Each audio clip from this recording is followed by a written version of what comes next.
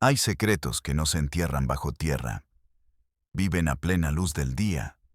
Respiran el mismo aire que nosotros, pero están protegidos por un muro más alto que cualquiera que el hombre pueda construir. El muro del silencio. Un silencio edificado con miedo, ladrillo a ladrillo, generación tras generación.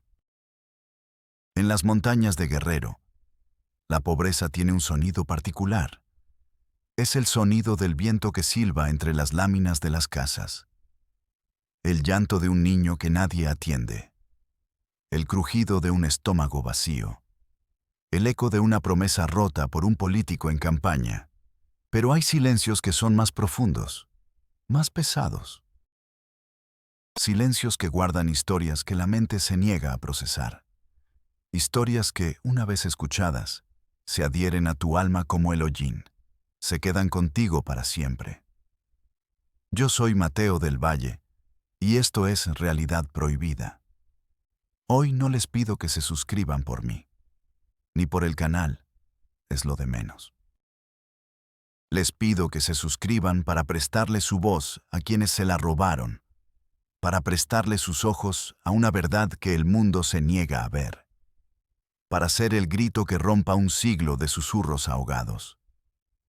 Porque la historia que van a escuchar no es una leyenda.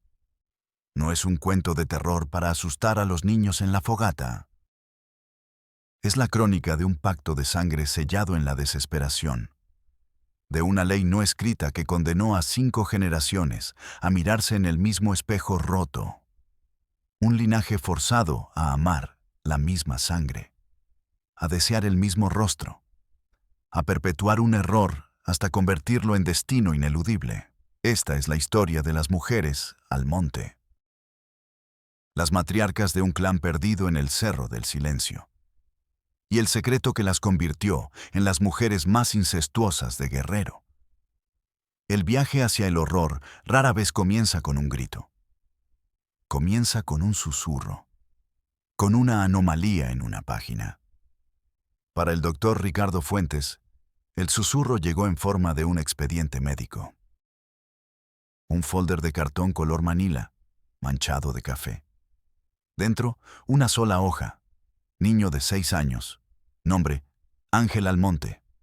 Diagnóstico, polidactilia, sindactilia, labio leporino, paladar hendido y un soplo en el corazón tan fuerte que se podía escuchar sin estetoscopio, como un pájaro atrapado aleteando dentro de una caja de cartón.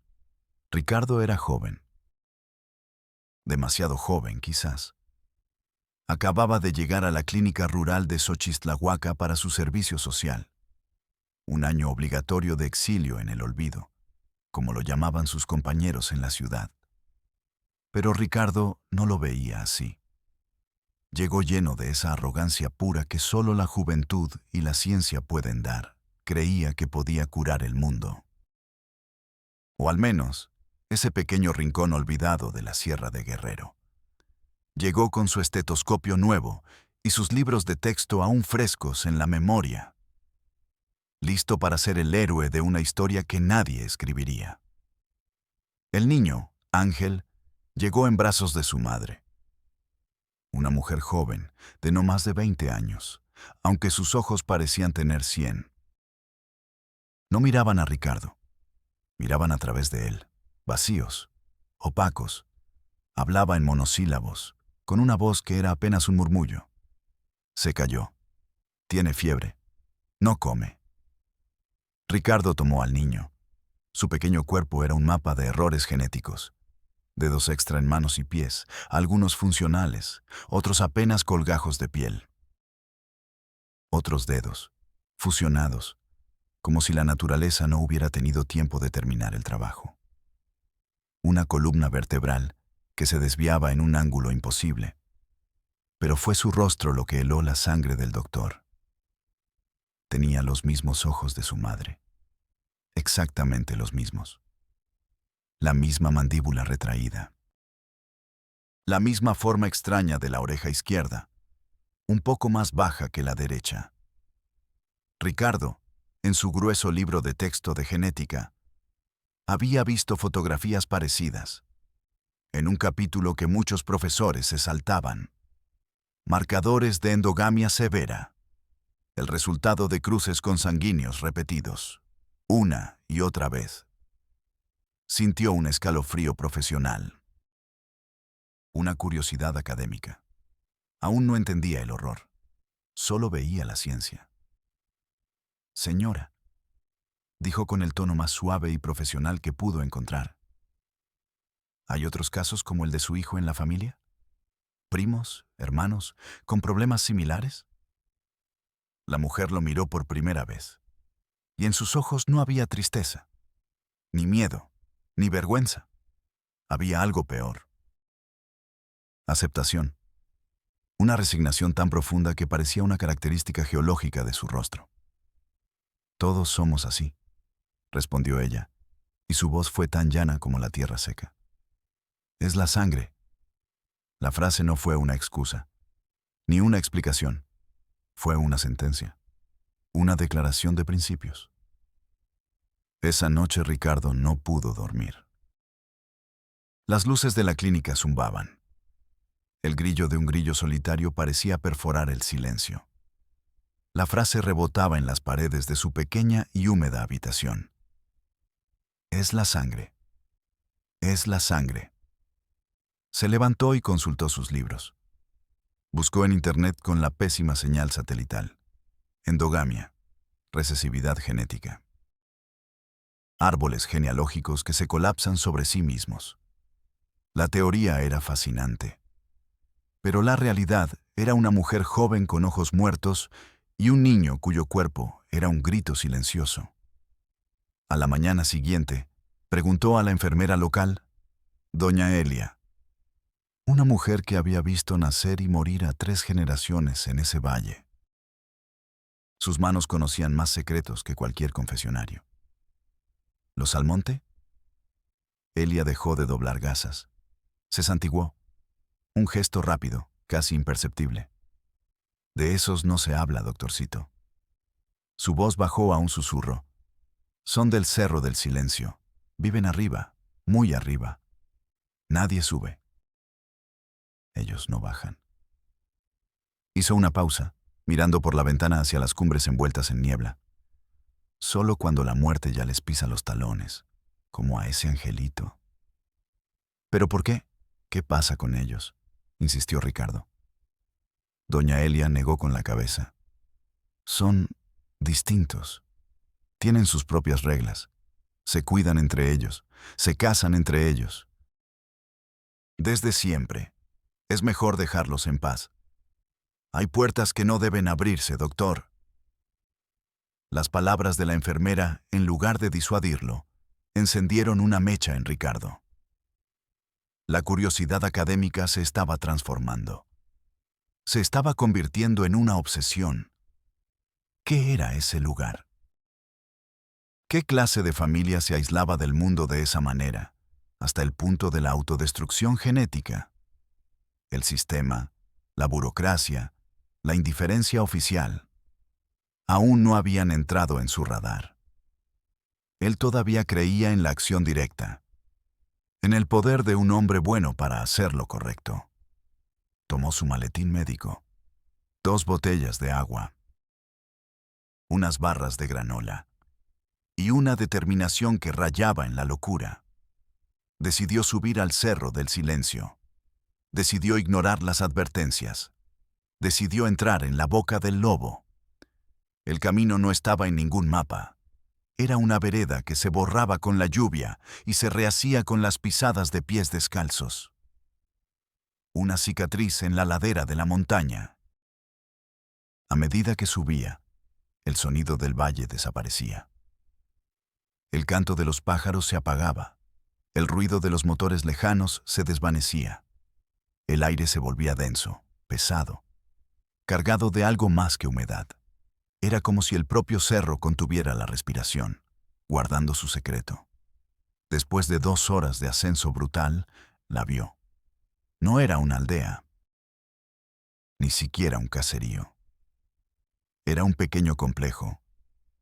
Varias chozas de adobe y lámina, dispuestas en un círculo imperfecto, como una fortaleza primitiva, como un campamento de refugiados de un mundo que ya no existía.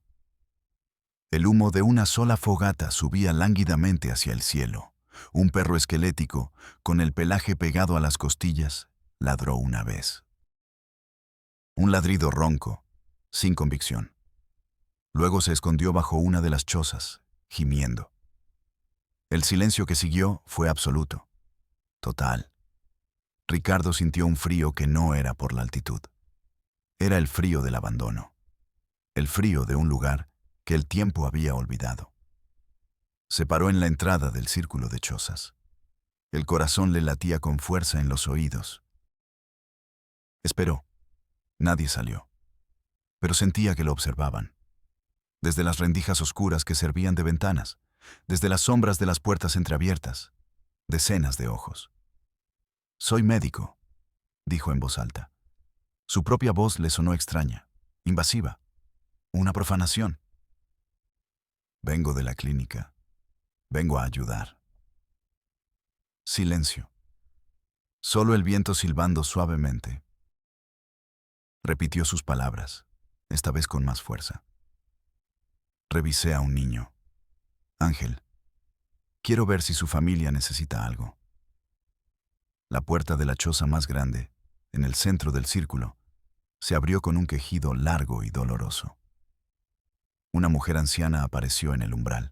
Se movía con una lentitud majestuosa. Su rostro era una máscara de arrugas profundas, como un mapa de un terreno seco y agrietado. Sus ojos, pequeños y brillantes como pedazos de obsidiana, lo perforaron. No lo evaluaban. Lo sentenciaban. No era la abuela del niño. Ricardo entendió de inmediato. Era la matriarca, la reina de ese reino de polvo y dolor. «Aquí no necesitamos ayuda», dijo la mujer. Su voz era como el crujido de hojas secas, fuerte, definitiva. «Aquí solo necesitamos que nos dejen en paz». Detrás de ella, en la penumbra de la choza, se movieron unas sombras. Ricardo forzó la vista, adaptándose a la oscuridad, y su alma se partió en dos. No eran sombras, eran personas. Niños, adolescentes, adultos, sentados en el suelo de tierra, recargados en las paredes de adobe, y todos, absolutamente todos, tenían el mismo rostro. Era como mirar un eco, una fotocopia gastada, deforme, repetida una y otra vez con cada vez menos tinta. La misma frente ancha, los mismos ojos hundidos y demasiado juntos, la misma boca torcida, la misma mandíbula inferior débil. Un joven lo miraba fijamente desde un rincón. Su cabeza estaba inclinada en un ángulo permanente, el cuello incapaz de sostenerla recta. Una de sus manos tenía solo 3 dedos, largos y delgados como los de un ave. Una niña pequeña, quizás de 4 años, acunada por una mujer que podría ser su hermana o su tía o su madre, o todo a la vez, tenía una fisura que le partía el rostro desde la nariz hasta el labio. No lloraba. Nadie hacía ningún sonido. Solo miraban, con la misma expresión vacía y resignada que Ricardo había visto en la madre de Ángel. El aire dentro de la choza era una mezcla sofocante. Olor a sudor rancio, a enfermedad no tratada, a leña húmeda, a orina y a algo más, algo metálico y dulce. El olor de la sangre compartida, demasiado compartida. Ricardo dio un paso atrás. Se le revolvió el estómago. Sintió el sabor agrio de la bilis en la garganta. Quiso vomitar. Quiso correr. El conocimiento académico de la genética, las frías tablas y los diagramas de sus libros, se hicieron añicos contra la realidad brutal, viva y sufriente que tenía delante. Esto no era un caso de estudio. Era un infierno en la tierra, una prisión biológica construida por ellos mismos, generación tras generación.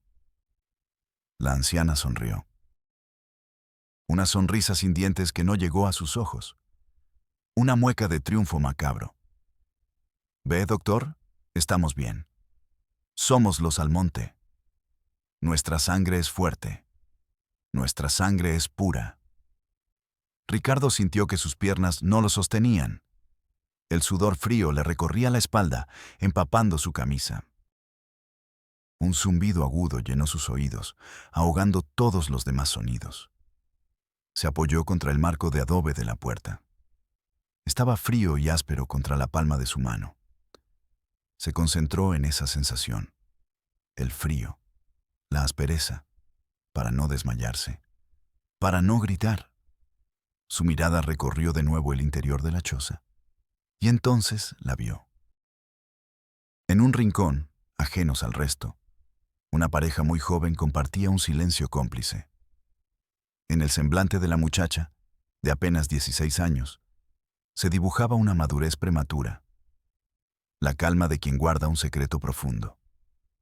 A su lado, el joven, poco mayor que ella, posaba su mano en el hombro de ella, un gesto que era a la vez ancla y refugio. Unidos por el mismo cabello oscuro, sus miradas se perdían en un horizonte que solo ellos parecían contemplar. El mismo labio superior delgado podría ser su hermano, o su primo, o su tío, o su padre. Ricardo comprendió la magnitud de la tragedia. Esto no era un accidente, no era ignorancia, era una ley, una tradición sagrada y monstruosa. ¿Quién es usted?, preguntó Ricardo. Su voz era un hilo, dirigiéndose a la anciana. La mujer que había llevado a Ángel a la clínica, la madre del niño, respondió desde el fondo de la choza. Su voz, sin vida. Es mi abuela, Soledad. Hizo una pausa. Y es la madre de mi madre. Otra pausa. Y también es mi tía. El aire se escapó de los pulmones de Ricardo. El árbol genealógico de los Almonte no tenía ramas. Era un círculo. Un nudo que se apretaba más y más con cada generación, estrangulando el código genético, exprimiendo la vida y la salud de sus propios descendientes.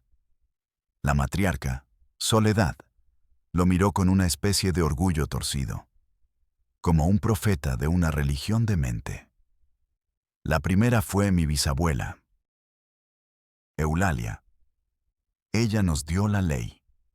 La historia salió a borbotones, no como una confesión, sino como un sermón, como el evangelio del clan, Eulalia Almonte, hace más de un siglo. La violencia de la revolución, el caos. Un cacique le robó sus tierras con papeles falsos y hombres armados. Un forastero, un soldado, le robó su honor en una noche oscura. Abandonada, traicionada y humillada por los de afuera, por los otros, Eulalia hizo un juramento. Un juramento de sangre. Su linaje nunca más se mezclaría con la ponzoña del mundo exterior. Su familia sería una isla, una fortaleza de sangre y tierra. La sangre de los Almonte solo para los Almonte, recitó Soledad, y otras mujeres en la choza murmuraron la frase como si fuera un credo. Así se mantiene fuerte. Así nadie nos traiciona. Así el veneno de afuera no nos toca. Ricardo la miró, incrédulo. La rabia comenzaba a reemplazar al shock. ¿Fuerte? Zrenia susurró con voz temblorosa. ¿No ve a sus hijos? ¿A sus nietos? Se están muriendo. Su sangre no es fuerte, está envenenada por ustedes mismos. Soledad se encogió de hombros. Una indiferencia tan vasta como el cielo. Es el precio, dijo con simpleza. Algunos nacen débiles, torcidos. Es la voluntad de Dios y de la sangre, una prueba. Los fuertes sobreviven. Y mantienen el linaje. La ley se cumple. Para ellos, los niños con deformidades no eran una tragedia. Eran un tributo. Un sacrificio necesario en el altar de su pureza autoimpuesta, una ofrenda a la memoria de Eulalia y a su ley de mente. Ricardo salió de la choza tropezando, caminando hacia atrás. No podía darles la espalda. El sol de la tarde le pareció obsceno, demasiado brillante para el horror que acababa de presenciar en la penumbra. Bajó el cerro corriendo, tropezando con raíces y piedras. No sentía el dolor de los raspones en sus piernas, ni el ardor en sus pulmones. Solo sentía una urgencia primigenia, una necesidad desesperada de hacer algo, de romper ese círculo, de detener esa fábrica de dolor. En ese momento, Ricardo Fuentes todavía creía en el sistema. Creía que si mostraba el horror, el mundo reaccionaría. Qué ingenuo era. Qué terriblemente joven. Su primer destino fue el Palacio Municipal de Xochitlahuaca, un edificio de concreto pintado de un color durazno deslavado. El presidente municipal, un hombre robusto con un grueso bigote y una camisa de lino que luchaba por contener su barriga, lo escuchó con impaciencia. Su atención estaba dividida entre Ricardo y los planos para el escenario de la fiesta patronal. Ricardo habló rápido, con la voz entrecortada por la agitación y la carrera. Describió a los niños, las deformidades, el aislamiento, el incesto sistemático.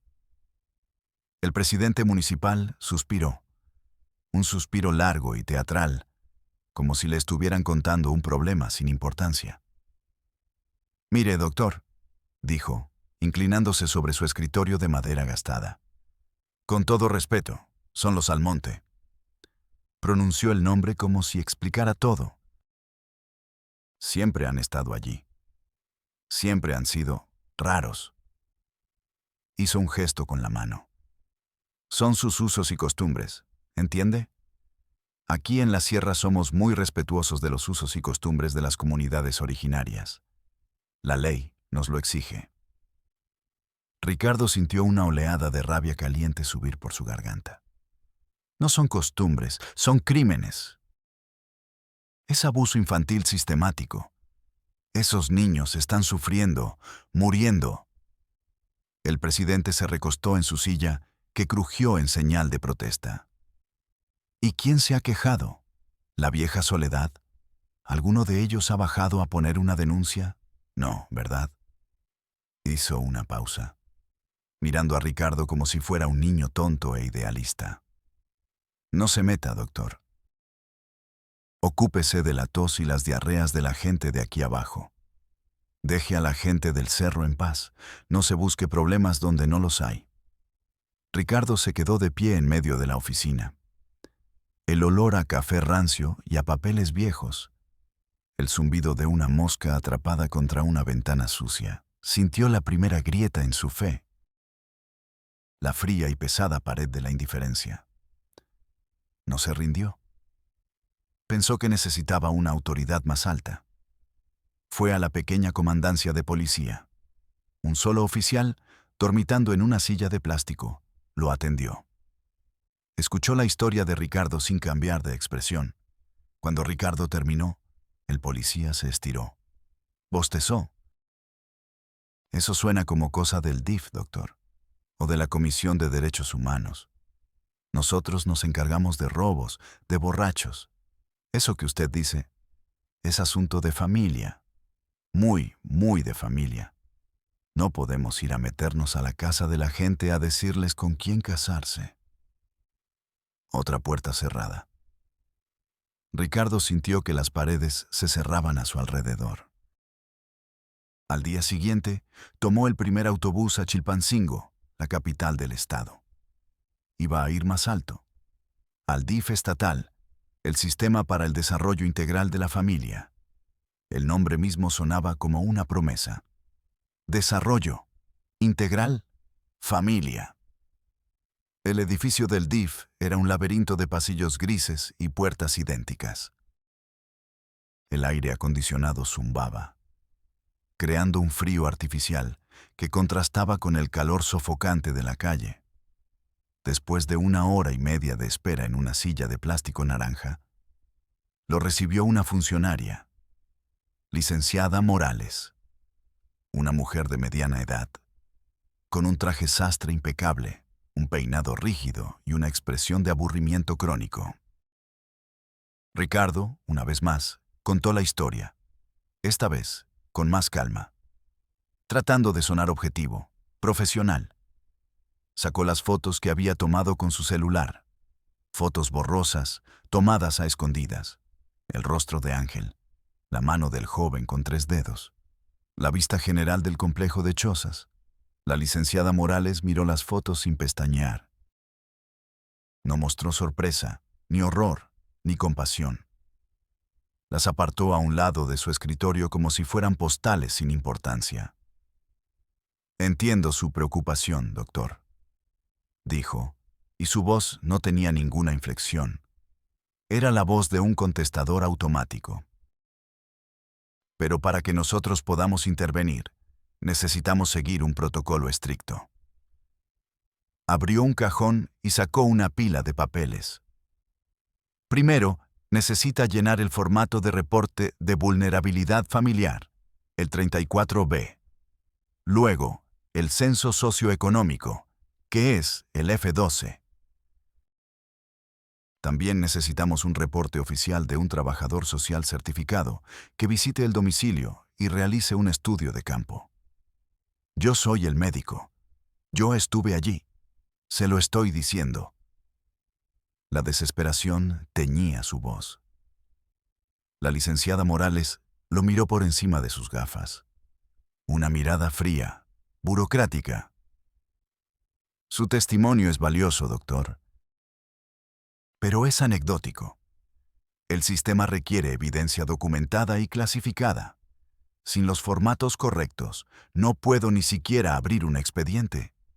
Para el sistema, esta familia no existe oficialmente. Señaló la pila de papeles. Llene esto. Sáquele 3 copias. Adjunte copia de su cédula profesional y de su nombramiento de servicio social. Y regrese. La ventanilla de recepción de casos cierra a las 3. Ricardo miró los papeles. Eran un muro de jerga burocrática. Preguntas sobre ingresos, escolaridad, tipo de piso de la vivienda, acceso a servicios públicos, número de focos en la casa. Preguntas inútiles, absurdas, para una familia que vivía fuera del tiempo y de la ley.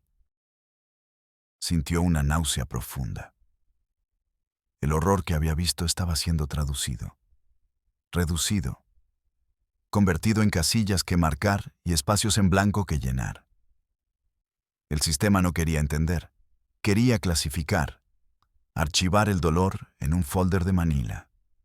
Tomó los papeles. Sus manos temblaban ligeramente de pura frustración. Salió de allí sintiéndose sucio, cómplice. Pasó las siguientes 2 semanas obsesionado. Llenó los formularios como pudo, inventando las respuestas que no tenía. Convenció a una trabajadora social de un pueblo vecino para que lo acompañara, pagándole de su propio bolsillo. Subieron juntos al Cerro del Silencio. La trabajadora social, una mujer curtida, vomitó 2 veces durante la visita. Lloró en silencio en el camino de regreso. Su reporte fue devastador, clínico, profesional y absolutamente demoledor. Ricardo volvió a Chilpancingo, con su carpeta gorda, llena de horrores debidamente requisitados. Se sentía fuerte. Ahora tenían pruebas. Ahora no podían ignorarlo. La licenciada Morales ya no estaba. La habían transferido o ascendido. En su lugar había un hombre joven, con un traje que le quedaba grande y una corbata mal anudada. El joven leyó el reporte en silencio. Pasaba las páginas lentamente, con una concentración que a Ricardo le pareció esperanzadora. Ricardo contuvo la respiración. Finalmente, el funcionario levantó la vista. No había horror en sus ojos, ni siquiera sorpresa, había una especie de resignación burocrática, un cansancio heredado. «Ah, sí», dijo. «Los Almonte». Abrió un archivador metálico quejumbroso. El sonido fue como un gemido. Buscó entre carpetas viejas y polvorientas. Sacó una, gruesa, amarillenta. Sopló el polvo de la cubierta. Expediente 345-A. Familia Almonte. Abierto en 2008. Cerrado en 2010. Ricardo lo miró, confundido. ¿Qué? Sí, dijo el joven sin mirarlo, hojeando el viejo expediente. Ya hubo un intento de intervención hace más de 15 años. Un misionero los reportó. ¿Y qué pasó? El funcionario se encogió de hombros, un gesto que resumía toda la impotencia del sistema. Lo de siempre, se mandó una brigada. La familia se negó a cooperar. Se escondieron en el cerro. El reporte final dice: comunidad de alta marginación, no receptiva a programas sociales. Hostilidad ante la intervención. Caso cerrado por falta de condiciones para el seguimiento. Golpeó la carpeta nueva de Ricardo con un dedo. Su reporte es más detallado, doctor. Muy buen trabajo. Tomó la carpeta. La abrió. Sacó un sello de su cajón. Lo entintó con una parsimonia exasperante. Y lo estampó en la primera página del reporte de Ricardo. El golpe seco resonó en la oficina silenciosa. El sello decía: anexar a expediente preexistente. Luego, con una calma que a Ricardo le pareció monstruosa, metió la carpeta nueva, la del trabajo de Ricardo, la de las lágrimas de la trabajadora social, dentro de la vieja y polvorienta carpeta, y cerró el cajón del archivador. El sonido metálico y definitivo fue como el de una lápida cayendo sobre una tumba. Gracias por su colaboración, doctor, dijo el joven, y su atención ya estaba en otro montón de papeles sobre su escritorio. Ricardo no se movió. Se quedó paralizado, congelado. Todo su esfuerzo, el viaje, el horror, las fotos, las náuseas, las noches sin dormir, las lágrimas de la trabajadora social. Todo había sido absorbido por el sistema, deglutido y depositado en un ataúd de metal para que se pudriera junto a un reporte de hacía una década. No era una investigación, era un archivo muerto. Pero no van a hacer nada. «Component placement», preguntó Ricardo, y su voz fue apenas un susurro roto. El funcionario levantó la vista, irritado por la insistencia. «Doctor Fuentes, esto es un caso complejo. Involucra usos y costumbres, derechos indígenas, además de un claro rechazo a la intervención estatal. Legalmente, nuestras manos están atadas. Si la comunidad no pide ayuda, no podemos imponerla. Esto no tiene que ver con la ley, tiene que ver con los niños», gritó Ricardo, golpeando el escritorio. «Los niños son parte de esa comunidad», replicó el funcionario, su voz volviéndose fría y cortante. «Y la ley protege la autonomía de las comunidades. Ahora, si me disculpa, tengo otros 15 expedientes que procesar antes de la hora de la comida». Fue la estocada final. El sistema usando sus propias reglas para justificar su inacción. Convirtiendo la protección en abandono. El cinismo perfecto. Ricardo salió del edificio del DIFE. El sol de Chilpancingo le quemaba la cara. Pero por dentro sentía un frío glacial. El frío de la derrota absoluta.